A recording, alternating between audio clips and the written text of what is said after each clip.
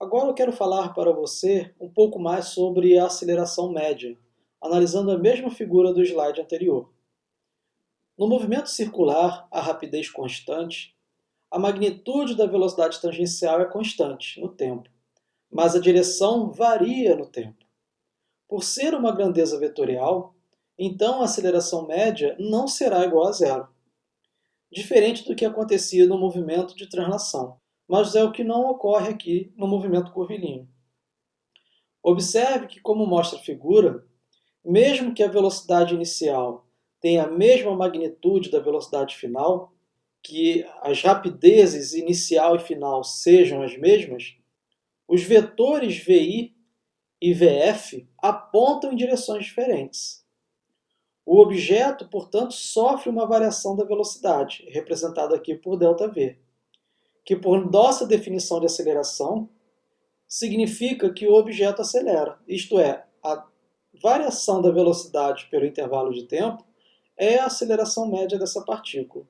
Como os vetores R e V são sempre perpendiculares entre si nesse movimento circular, quando o vetor R gira da posição inicial para a posição final, o vetor velocidade VI gira pelo mesmo ângulo θ, o que significa que o triângulo RI, RF, ΔR é semelhante ao triângulo VI, VF, ΔV, que foi utilizado no slide anterior. Para determinar a variação da velocidade ΔV, que é a velocidade final menos a velocidade inicial, nós deslizamos VI para a posição final, VF, ao longo de suas tangentes, até que as suas caudas se encontrem nesse ponto final, localizado pelo vetor RF. Temos aqui que a aceleração média é proporcional à variação da velocidade. Então, a aceleração média aqui tem a mesma direção da variação da velocidade. Então, isto não mudou em relação ao movimento de translação, pois a aceleração do movimento de translação era proporcional à variação da velocidade da partícula. Aqui continua sendo a mesma coisa. Então, objetos em movimento circular têm uma aceleração diferente de zero, mesmo que estejam se movendo a rapidez constante, pois no movimento curvilíneo, a direção do vetor velocidade muda no tempo. Vamos considerar aqui um primeiro ponto.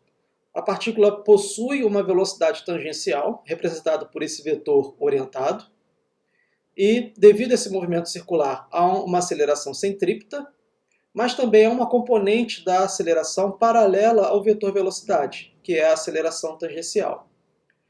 A partícula continua a girar, há um aumento da velocidade tangencial, ou da rapidez, se você preferir, mas observe o seguinte, que a magnitude da aceleração centrípeta aumentou, mas a aceleração tangencial permaneceu com a mesma magnitude.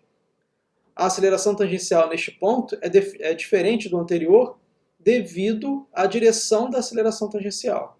E no terceiro ponto, veja que a velocidade tangencial aumentou ainda mais, a aceleração tangencial permaneceu com a mesma magnitude, mas a aceleração radial, a aceleração centrípeta, aumentou.